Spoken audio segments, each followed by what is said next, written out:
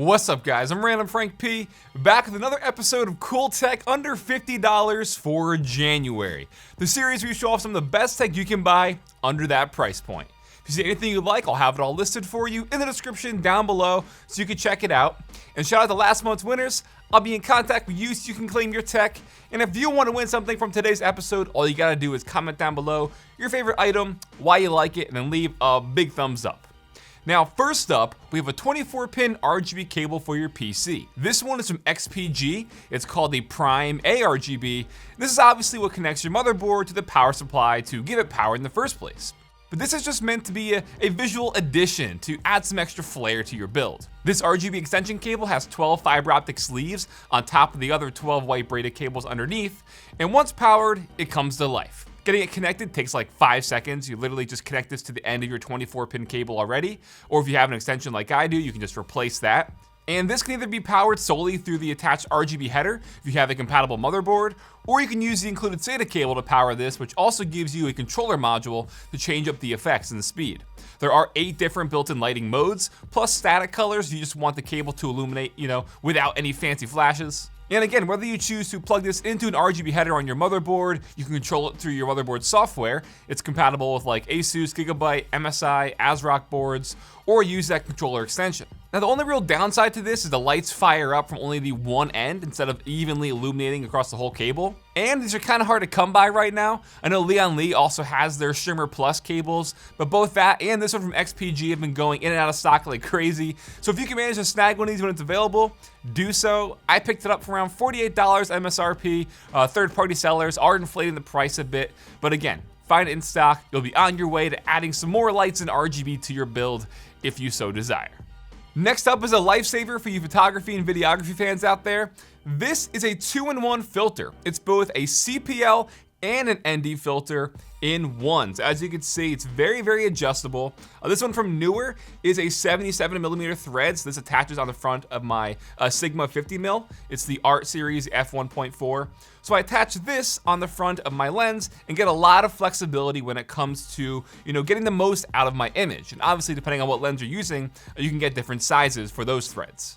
So on the actual filter itself, the top ring with the pins in it, that's for adjusting between the 5 stops of built-in ND, from ND2 to 32, so you can pick, a certain level that complements your image.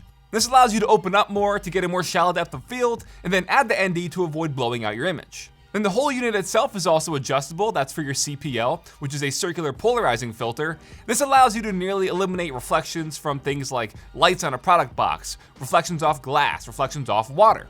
So for example, you can see the reflection here on the side of my tempered glass side panel for my PC. You can see that when I turn the filter itself, it completely eliminates that glare, and now you can see through the glass a lot easier. This is just a perfect use case for it. Glare just disappears. Another example here, you can see the glare on the keyboard and the sheen on my desk, which is just reflecting the light off the softboxes in my studio. So turning that CPL filter makes the image just looks better, more matte and flat versus that reflection you saw, which made the details of the desk, the details on the keyboard, a lot harder to see.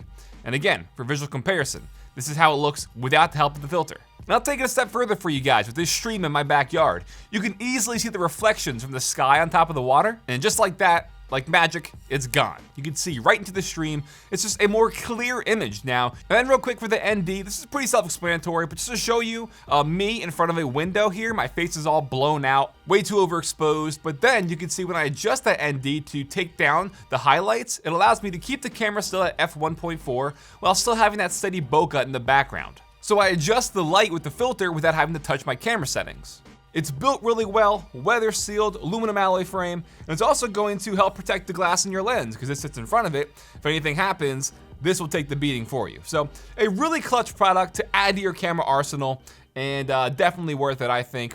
This was $50, but again, this is the 77mm version for my lens. So depending on your lens and your thread size altogether, it may adjust in price, but this one was $50. Now, next up, hang with me, because the product is admittedly boring in idea, but just genius in execution. So let me paint you a picture, okay?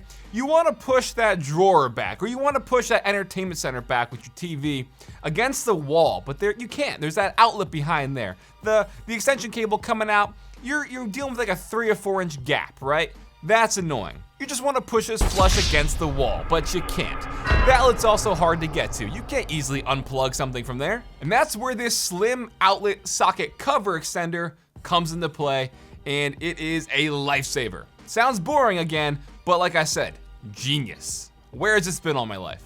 So I know for me in my house, there's at least 2 areas where I could be using this right now. One's an entertainment center and the other is a dresser, and I just can't push it back because of the damn outlet. So with this, you plug it into the wall, but with the extension cable, you still have access to those outlets now. And you don't have to worry about reaching behind, trying to fiddle with it. I feel like I'm not even doing this justice by explaining it. You get the idea, you understand what this is.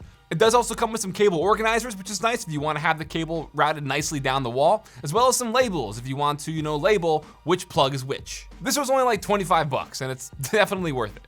Okay, next up, you guys know I'm a big keyboard guy. Whether it's gaming keyboards or custom builds, you know how it is. And I understand that when I show off, keyboards under 50, a lot of times they're 60%, they're crazy RGB, and while that's, appealing to a lot of people out there, there's also an equal amount of people out there who do not like that. So I found a pretty good bridge keyboard to get you started into customizing and stuff.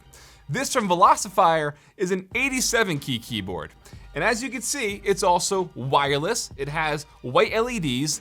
And I think just for the price of, I think it was like $46, it's a really great starter to get you into keyboards, swap out the stock keycaps, put it on a different set like I have here, and be on your way. So the reason I chose this over others out there is, again, there's no crazy RGB for the people who don't like that, just white LEDs, but also the 87 key layout here is something that I prefer, because you do have more keys than 60%, just allowing you to do more with the keyboard. So stock, it's a very simple looking keyboard. It has those plain stock keycaps, but what I did, and again, a nice bridge into getting into custom keyboards, is if you can find a cheap set out there or a set you might already have from a different keyboard, swap them out with this, replace it, and I think the simple all matte look of the keyboard itself really can complement whatever sort of key set you want, or use, not want, you get what I'm saying. And again, it is wireless, so it does come with a Bluetooth dongle if you want to just use this wirelessly over Bluetooth with your PC.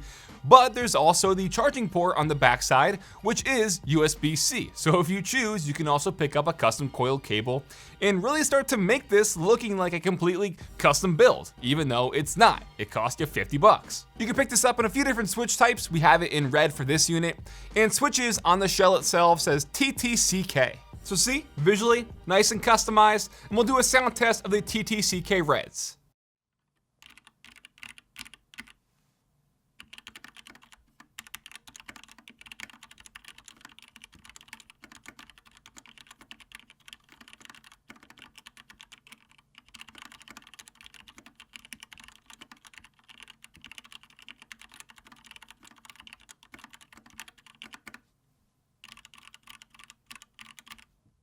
I just think all in all, for a starter mechanical keyboard, for those who don't like RGB, for those who don't like 60% layouts, this one from Velocifier is pretty damn good for between 48 to 50 bucks. And last but not least is something that you may have just seen, and that is this HyperX wrist rest. But the thing that makes this interesting is they have this cooling gel inside. So it's a very cool to the touch wrist rest, which depending on where you live, there's a lot of humidity. Having a cool wrist when you're typing or gaming cools you down. I picked this up during the summer months, again when it was humid, and the cooling gel inside mixed with the memory foam rest itself is just a really cool, comfy combo. The size is big enough to fit a full extended keyboard. The bottom base is also all rubber, so it won't slip around on your desktop. And in terms of branding, you can slightly see the HyperX sort of embossed into the actual cloth. It's barely noticeable, and it do have the red stitching around the side. So depending on your color theme, that might be a deal breaker. I personally don't care at all. It's just a really cool wrist rest, and I mean that literally, not in the cringy sense. Like, it feels cool to the touch, which I think is a really nice addition. It's only 20 bucks as well, so I figured what the hell, I'll try it out, and I really liked it, and I've been using it for the past like 6 months. So alright guys, that'll wrap it up for this episode of Cool Tech under $50 for January, the first of 2021. Hope you all enjoyed. If you did, give this video a big thumbs up to show your support. And like I said, check the description down below for all the gear and hardware you saw. It'll be down there for you. Feel free to follow me on Twitter at randomfrankp. And lastly, if you haven't already, hit that subscribe button.